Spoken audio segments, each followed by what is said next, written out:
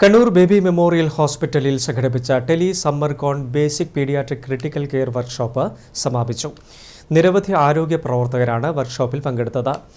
Indian academy of pediatrics സംസ്ഥാന president doctor Riyas ഉദ്ഘാടനം നിർവഹിച്ചു.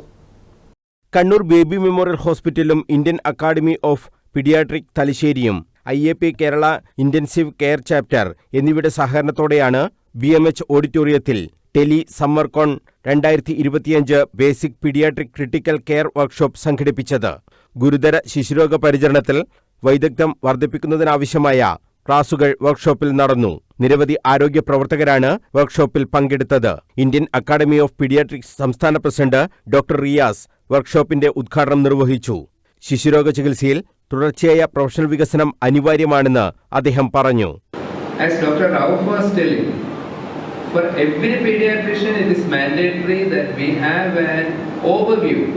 We need not be a critical care expert, but we need to know how to stabilize a sick child and to safely transport the child to a place where advanced critical care is available.